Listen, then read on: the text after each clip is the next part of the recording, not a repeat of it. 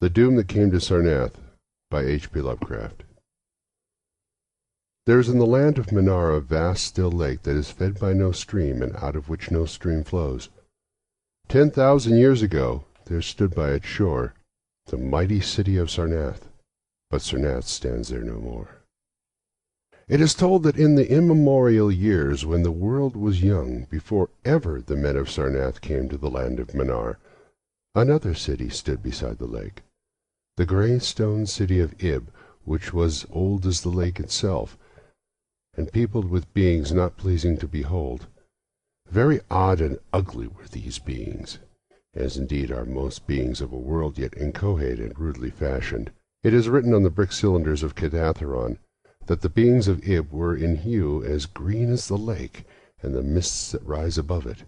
They had bulging eyes, pouting, flabby lips, and curious ears, and were without voice. It is also written that they descended one night from the moon in a mist, they, and the vast still lake and grey stone city Ib.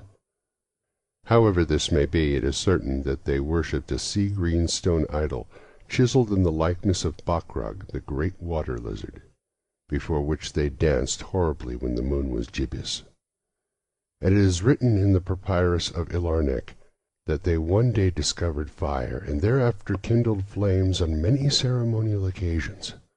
But not much is written of these beings, because they lived in very ancient times, and man is young and knows little of the very ancient living things. After many eons men came to the land of Manar, dark shepherd folk, with their fleecy flocks, who built Thra, Ilarnek, and Kadatheron on the winding river Ai. And certain tribes, more hardy than the rest, pushed to the border of the lake and built Sarnath, at a point where precious metals were found in the earth.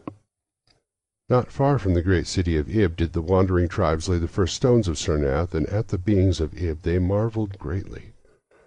But with their marveling was mixed hate, for they thought it not meet that beings of such aspect should walk about the world of men at dusk, nor did they like the strange sculptures upon the grey monoliths of Ib, for why these sculptures lingered so late in the world, even until the coming of men, none can tell, unless it was because the land of Manar is very still, and remote from most other lands, both of waking and of dream. As the men of Sarnath beheld more of the beings of Ib, their hate grew, and it was not less because they found the beings weak, and soft as jelly to the touch of stones and arrows. So one day the young warriors, the slingers, and the spearmen, and the bowmen marched against Ib and slew all inhabitants thereof, pushing the queer bodies into the lake with long spears, because they did not wish to touch them, and because they did not like the grey sculptured monoliths of Ib. They cast these also into the lake, wondering from the greatness of the labor how ever the stones were brought from afar, as they must have been, since there is naught like them in the land of Manar, or in the lands adjacent. Thus of the very ancient city of Ib was nothing spared, save the sea-green stone idol chiseled in the likeness of Bakrug, the water lizard. This the young warriors took back with them as a symbol of conquest over the old gods and beings of and as the sign of leadership in Manar. But on the night after it was set up in the temple, a terrible thing must have happened, for weird lights were seen over the lake, and in the morning the people found the idol gone, and the high priest Tarnish lying dead, as from some fear unspeakable, and before he died, Tarnish had scrawled upon the altar of chrysolite, with coarse shaky strokes, the sign of Doom. After Tarnish there were many high priests in Sarnath, but never was the sea-green stone idol found, and many centuries came and went, wherein Sarnath prospered exceedingly, so that only priests and old women remembered what Tarnish had scrawled upon the altar of chrysolite. Betwixt Sarnath and the city of Ilarnek arose a caravan route, and the precious metals from the earth were exchanged for other metals, and rare cloths, and jewels, and books, and tools for artificers, and all things of luxury that are known to people who dwell along the winding river Ai and beyond. So Sarnath waxed mighty and learned and beautiful, and set forth conquering armies to subdue the neighboring cities, And in time there sate upon the throne in Sarnath the kings of all the land of Manar and of many lands adjacent. The wonder of the world and the pride of all mankind was Sarnath the Magnificent. Of polished desert quarried marble were its walls, in height 300 cubits and in breadth 75, so that chariots might pass each other as men drove them along the top. For full 500 stadia they did run, being open not only on the side towards the lake, where a sea-green stone wall kept back the waves that rose oddly once a year at the festival of the destroying of Ib. In Sarnath were 50 streets from the lake to the gates of the caravans, and 50 more intersecting them. With onyx they were paved, save those whereon the horses and camels and elephants trod, which were paved with granite.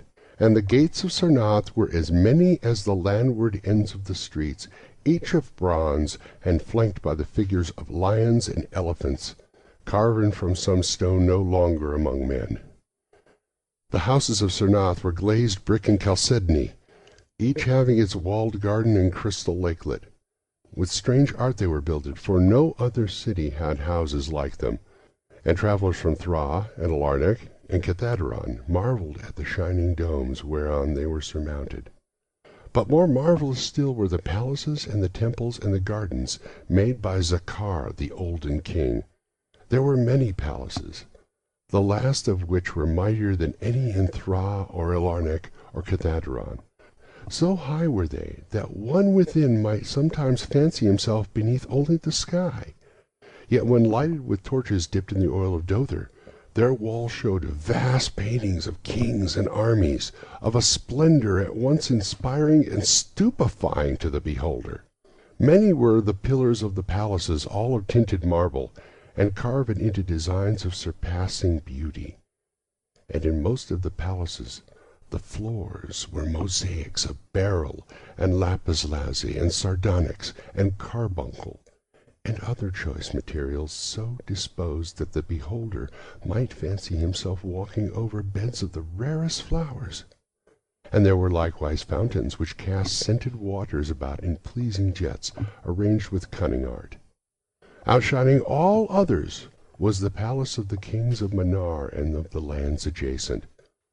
On a pair of golden crouching lions rested the throne, many steps above the gleaming floor. And it was wrought of one piece of ivory, though no man lives who knows whence so vast a piece could have come.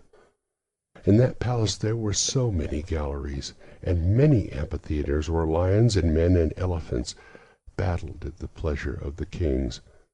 Sometimes the amphitheatres were flooded with water conveyed from the lake in mighty aqueducts, and then were enacted stirring sea fights, or combats betwixt swimmers and deadly marine beings. Lofty and amazing were the 17 tower-like temples of Sarnath, fashioned of a bright multicolored stone not known elsewhere. A full 1,000 cubits high stood the greatest among them, wherein the high priest dwelt with a magnificence scarce less than that of the kings. On the ground were halls as vast and splendid as those of the palaces, where gathered throngs in worship of Zokalar and Tamash and Laban, the chief gods of Sarnath, whose incense-enveloped shrines were as the thrones of monarchs. Not like the Echians of other gods were those of Zokalar and Tamash and Laban, for so close to life were they that one might swear the graceful bearded gods themselves sate on the ivory thrones. And up unending steps of zircon was the tower chamber, wherefrom the high priest looked out over the city and the plains and the lake by day, and at the cryptic moon and significant stars and planets, and the reflections in the lake at night.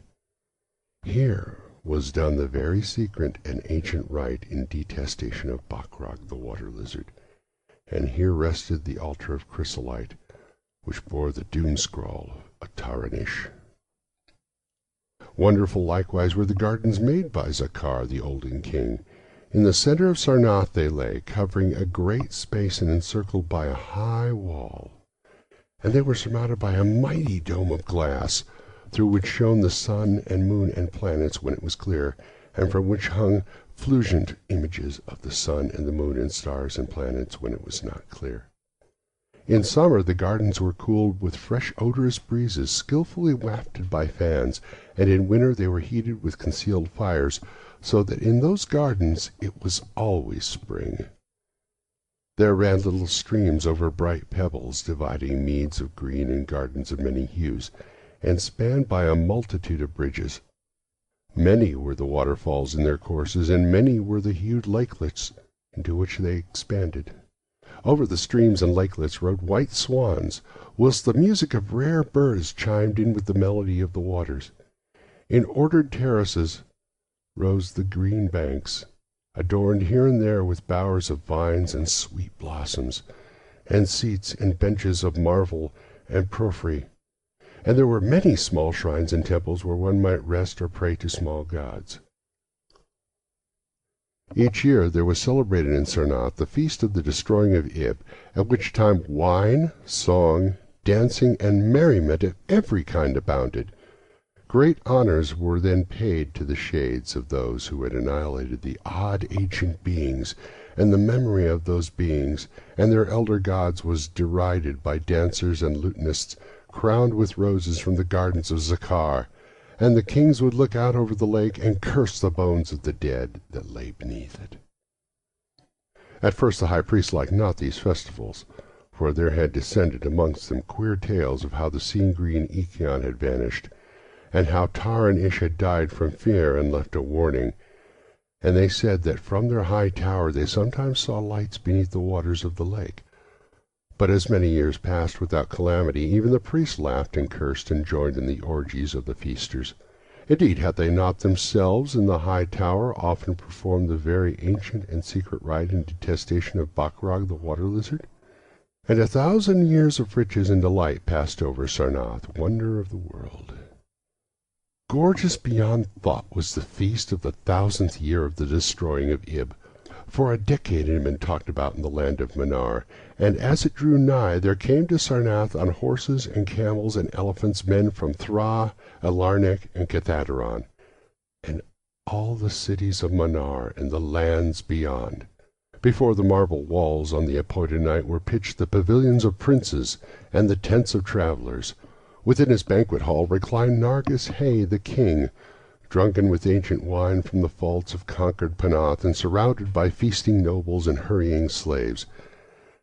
There were eaten many strange delicacies at their feast: peacocks from the distant hills of Linpan, heels of camels from the Basnic desert, nuts and spices from the Sedarian groves, and pearls from wave-washed metal, dissolved in the vinegar of Thra.